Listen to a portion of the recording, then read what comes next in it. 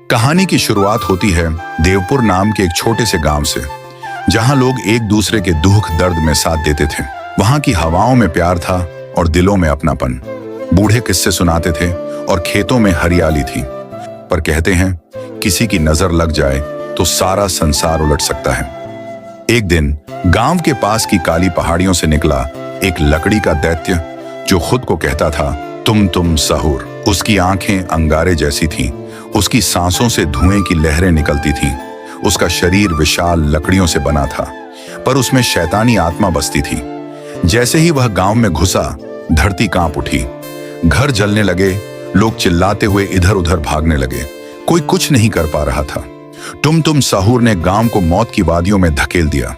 जब हर कोई डर से कांप रहा था, तभी एक नाम सबके दिल में चमकने लगा। रस्तार, एक साधारण सा युवक, पर अंदर से शेर।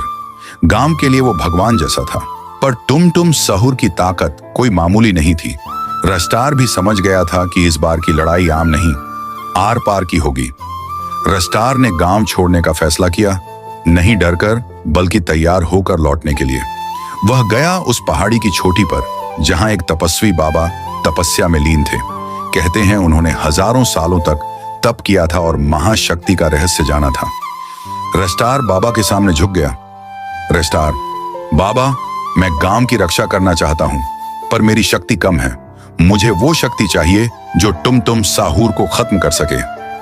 बाबा की आंखों में आंसू आ गए। उन्होंने कहा, बेटा, शक्ति सिर्फ बाहरी नहीं होती, पर आज मैं तुम्हें वो शक्ति दूंगा जो अब तक किसी को नहीं दी गई। लेकिन ध्यान रखना, इसका उपयोग सिर्फ और सिर्फ धर्म और रक्षार्थ करना है। गांव में दूसरी बार हमला हुआ। तुम सहूर इस बार और भी बड़ा और भी खतरनाक होकर लौटा था। उसके कदमों से जमीन फट रही थी। लोगों की चीखें, जलते घर और आसमान में उड़ती राख। पूरा गांव तबाह हो रहा था। तभी अचानक आसमान से उड़ता हुआ हीरो रस्तार, वो पुराना गांव का लड़का नहीं था। उसके हाथों में आग की लपटें थीं, आंखों में विजन और दिल में बदले की आग। तुम सहूर, तू फिर से आया है मरने? रस्तार, नहीं, इस बार तुझे खत्म करने आया हूं। युद्ध शुरू हुआ। रस्तार ने पहली ही चाल में वायु गति से तुम सहूर पर वार किया, पर लकड़ी दानव ने उसे पकड़कर जमीन पर दे मारा। उसके शरीर से खून बहने लगा।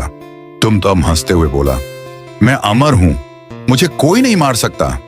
रस्तार के हाथों में आकाशीय प्रहार की शक्ति जागी। वो ऊपर उड़ा और पूरे बल से तुम सहूर के सीने में वार किया। वो वार ऐसा था कि तुम सहूर एक ही बार में नीचे गिर गए और वो हार गया।